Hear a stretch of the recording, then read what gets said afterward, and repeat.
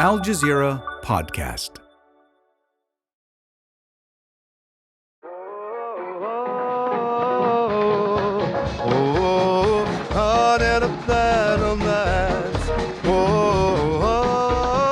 No, Frank Sinatra isn't back from the beyond. But thanks to artificial intelligence, you can now enjoy Lady Gaga's Bad Romance by Old Blue Eyes.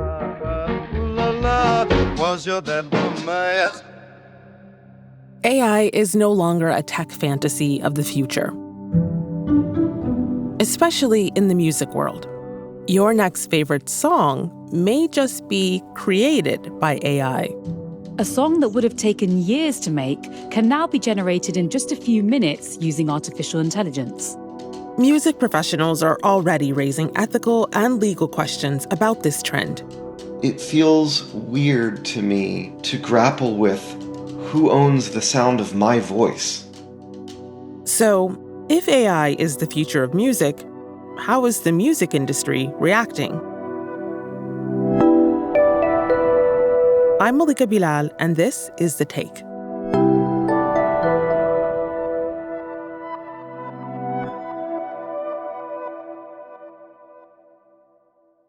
I'm Ben Camp. I am an associate professor of songwriting at Berklee College of Music. Ben's also an AI enthusiast, a songwriter, and producer for about 20 years of working in the music industry now. And we asked for some samples. So, Ben, you created an AI jingle for The Take, first of all. That is very cool, and thank you very much. But the thing is, you did it in minutes. So, first of all, I want us to all have a listen to it. Tuning into The Take, a world unfolds. Stories of AI and music boldly told. With Malika's voice, the journey begins in a world where digital melody spins. It's catchy. It's catchy. I can see myself humming it later. How did you do it? What went into this? A lot went into this, but as far as my end, it was incredibly easy. I hopped onto a Discord of a company called Suno, and they have a bot running called Chirp. So you just type Chirp, and then it asks you 3 questions. What style do you want the music in? What do you want the lyrics to be? And if you don't have lyrics, what do you want them to be about? And it'll generate them. Oh my gosh. Yeah. Wow, making songwriting sound very easy. Is this the first thing that popped out, or did you have to tweak it? That took me 2-3 minutes of, I think I had to generate 5 lyrics, and I was like, these 4 lines look great. Let's go with this. And it was specifically, one of your team members emailed me and said, we thought it was really cute that you had Malika's name in the song. And was pronounced correctly. Yeah. And I was like, this one's going to resonate more. Mm-hmm. So while all of the lyrics were generated by ChatGPT, the one that I chose was based on my knowledge of how humans work, and they like to, hear their own voices and whatnot. Oh my gosh, yeah. So I took that lyric and I said, what style do you want? I said random, and then I put in the lyric, and then I generated it, and I think it was 92 seconds that it took. Wow. To come up with that full audio with the vocal performance and everything that you hear. This is fascinating. So I love it because you're right. Humans like to hear their names, see that recognition. It's not going to win any Grammys, but it's unique and innovative in its own way. Can you tell us why it is so cool? Why does it matter? Well, I think that the first thing to know is that this stuff is growing at an exponential rate. And something that doesn't sound like it could win a Grammy today, I would suspect within the next year to 4 years, the output of these models will be on par with Grammy-winning records. That wasn't an overstatement. AI is fast entering the entertainment industry, and Grammys has taken note of this. The 2024 Grammys are allowing entries using AI, under the condition that the award would go to the human creator behind the work. So, Ben, you are a well-seasoned music producer and creator. You have more than 100 million streams across multiple platforms, created music for shows on NBC, CBS, HBO, Fox. So you are at the forefront of this brave new world with AI and music. How are you using these tools in your music production? I'm using them with every chance that I can. I have not gotten as much into using it for musical generation. I've played around with it a little bit, but the tech is not there to the point where I'm excited about the musical outputs as much. And also, the music is like really fun for me. So that's something that I'd be less likely to like, hey, AI, generate this for me, because like I'm going to have fun generating it. I also see students who are super excited. I had a student who did a song. It was a great song, but they had written it in a way that the lyrics, it was one person singing, but the lyrics implied that there were two people singing. Mm-hmm. And I said, hey, could you maybe revise this? And I showed him this tool. He came back the next week with a duet between him and Ariana Grande. And it sounded amazing. Really? Yeah. Wow. And he was hyped about it. He's like, yeah, I'm down to use this. And we discussed, yeah, but you can't just use this, right? This is Ariana Grande. There's legal and ethical implications. So I want to talk about the controversies. And to do that, I want to play a song that broke the internet, so to speak. This is a little clip of it. Have a listen to this. What's with that? Ay, 21, I love him, then my brother, that's where slack. Ay, Metro made the beat, so you know that it's gon' slap. Ay, yeah, it's gon' slap. Ay, tell him, run it back. Okay. Let's talk about why it broke the internet. It got millions of plays on YouTube, TikTok, Spotify, and more before it was removed. It's called Heart on My Sleeve, and it's using what would be considered the voices of Drake and The Weeknd. But spoiler alert, they never sang these lyrics. A new so-called Drake track has just dropped. The good news, it includes a guest spot with The Weeknd. But the bad news is it's not really them. First it was auto-tune, now it's artificial intelligence. So how is a song like this created, and what is your take on it? As far as I know, the lyrics were written by humans, and they were performed by humans, and then through a process called style transfer, or in this case, specifically realistic voice cloning, or RVC, Drake's voice and The Weeknd's voice were mapped over the voices of existing humans. An anonymous artist by the name of Ghostwriter created the song and then had AI generate the sound of the artist's voices for it.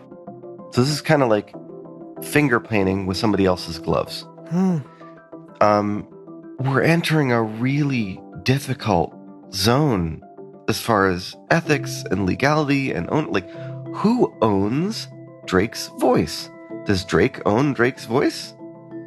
If a record label wants to train an AI based on master recordings that they own of Drake, can they do that? Do they need to get Drake's permission? Mm-hmm. Google, working with YouTube, has just released a new tool called Dream Track. YouTube have developed this technology. You can type in something that you want to create, and then 9 artists who've signed up to this AI technique will then sing it for you. Can we play? They've gotten artists to agree to let their voices be used. The only two that I know are Charlie Puth and T-Pain. But if you're in this test program, you can type in what you want a song about and who you want to sing it, and you'll get an authorized use of Charlie Puth's voice. We don't talk anymore like we used to do. Or T-Pain's voice.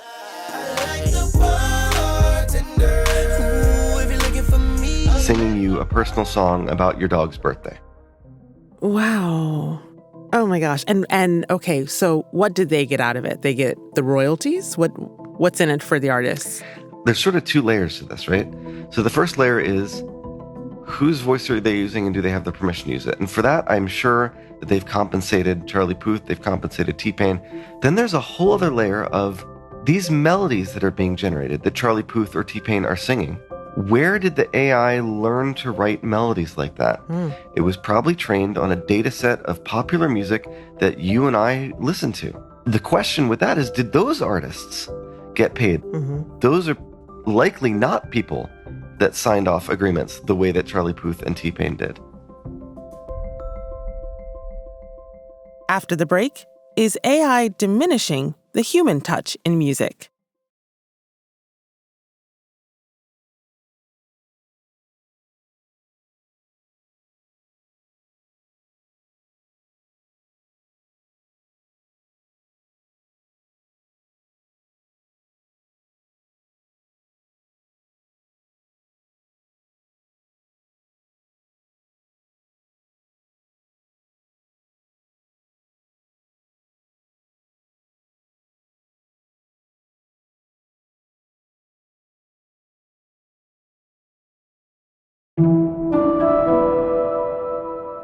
So, Ben, you gave us the example of T-Pain and Charlie Puth agreeing to have their voices used. There's also another example that might be a best-case scenario here, and that is the artist Grimes. She's licensed her voice for use, which means theoretically she should get paid for AI-generated music that uses her voice. We've created a voice emulator that uses AI. So if you sang into it and you sang like la la la la la, transform, it would be my voice. And so what we're doing is we are letting kids basically make music, use my voice. We're open sourcing Grimes. We are not punishing them for distributing that music. And in some cases, if they do it through us, we can collect royalties for them. But then that opens up all these other scenarios where artists who aren't as well known as Grimes might have their own rights to their voices in jeopardy because they can be ripped and used just like Drake's and The Weeknd's were. What's being done to protect artists that aren't at the level of Drake and The Weeknd, whose label can come after these creators? It's really messy right now, but I see two directions where this is heading. Number one is the regulated and licensed space. So that means if you're going to upload a song to Spotify, it's going to have to go through some verification process to authorize that the voice that's being used was approved by the artist. And those artists are likely going to get a cut of income from it, the way that Grimes is demanding a cut of income. That's one side of the coin. The other side is that we're going to be dealing with open source models. And we already are dealing with open source models. You can download a model and run it on your laptop and clone whoever you want and put it out. And it would not be surprising to me if there became a whole underground movement of bootlegged fake artist songs. Wow. And I'm looking forward to the moment when somebody does a Beyonce deepfake and it blows up so big that Beyonce chooses to perform it at one of her concerts. No. So, Ben, on the flip side of this, we are looking at all kinds of industries that are potentially losing jobs to AI. My own, for example, in the journalism industry. And now those questions are coming for the music industry. So if and when that does happen, what does it mean for the human touch in music? Do we lose something? I think that there will always be a desire for human connection. And it will always be the case that somebody I want to go to a physical place and see somebody pick up a physical instrument and play and sing with their voice and know that I am part of this experience with them. I don't think that's going to disappear entirely. I do think that the monetization of that is going to get squeezed into niche markets. And I wonder, in an age where every fan of Taylor Swift has their own individual clone of Taylor Swift that they can have one-on-one conversations with and who is writing personal songs about their life and their timeline, what's going to happen when you have 50,000 of those fans show up at a concert and they've all been listening to different Taylor Swift songs? Will there be that unified experience? Oh my gosh. Will everybody be able to sing back the single? Wow. I'm so glad you brought that up because I was actually just going to raise the phenomenon that is Taylor Swift times 2023 Person of the Year. And one of the things that her fans say really draws them to her is her excellent, phenomenal songwriting skills. She is talking almost directly to her audience because it's real and raw, and it's something that can only happen when it's the person themselves that experience those things, penning them to paper and then singing them out loud.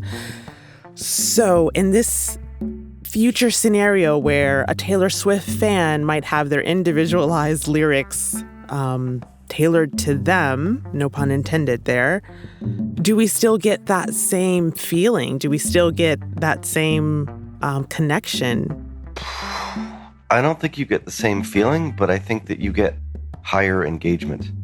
You will get a different experience, but you will get one that is more targeted towards your dopamine receptors, or, it's just going to be laser focused. The algorithms are really good at getting laser focused attention and keeping it. Ben, as we're talking, there's a slight smile in your voice. Does any of this scare you, or are you completely 100% on board? A lot of this scares me. So my biggest concern, a human is never going to beat an AI in chess anymore. When we reach artificial general intelligence, meaning that an AI can do everything better than humans, we're facing existential risks. And that is a bit terrifying. And there's yet another layer to this concern. Capitol Records cut ties with Evan Mecca, a cyborg rapper, after being accused of, quote, digital blackface and stereotyping. 2 non-Black executives were running the company behind the artist. After the digital MC FN Mecca, rep by Capitol Records, went viral using a hip-hop caricature and even the N-word, organization Industry Blackout released a statement. They called the project an abomination and disrespectful, especially... Other artists, like Nunuri, have sparked controversy as well. A fashion model with over 400,000 followers on Instagram, Nunuri became the first AI pop star to sign a deal with Warner Music.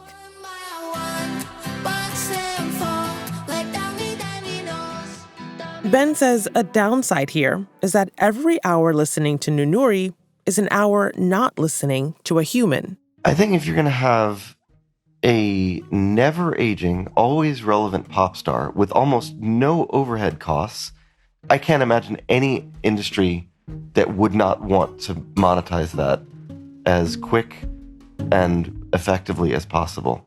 So it could, be promoting unhealthy body images, unrealistic body images for fans to reach up to. Despite the problems, the combination of AI and music does come with some promises.